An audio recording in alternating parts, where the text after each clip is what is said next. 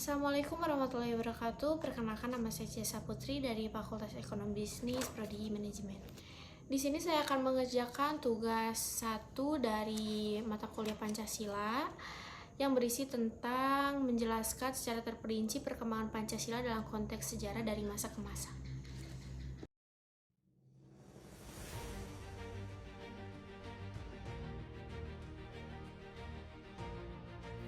Perkembangan Pancasila dalam konteks sejarah.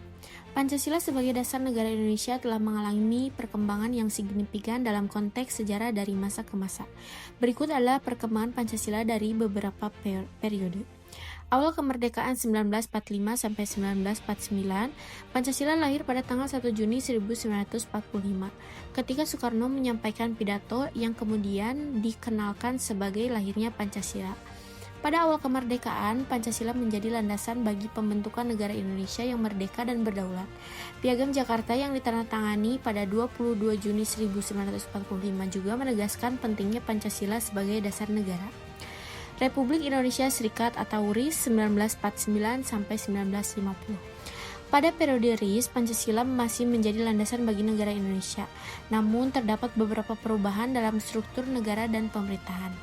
RIS memiliki konstitusi yang berbeda dengan UUD 1945, tetapi Pancasila tetap menjadi dasar negara.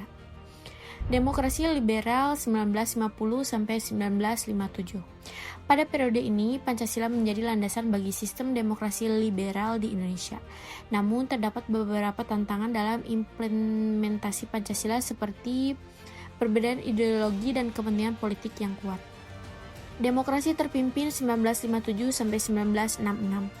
Pada periode demokrasi, Soekarno menjadi Presiden Indonesia mulai mengimplementasikan konsep Pancasila sebagai ideologi negara. Soekarno juga mengembangkan konsep Manipol Usdek yang menekankan pentingnya Pancasila sebagai landasan bagi pembangunan nasional. Orde Baru 1966 sampai 1998. Pada periode Orde Baru, Pancasila menjadi landasan bagi pemerintahan yang otoritatif. Soekarno sebagai Presiden Indonesia mengembangkan konsep Pancasila sebagai satu-satunya asas yang menekankan pentingnya Pancasila sebagai landasan bagi semua organisasi dan kegiatan masyarakat. Reformasi 1998 sampai sekarang.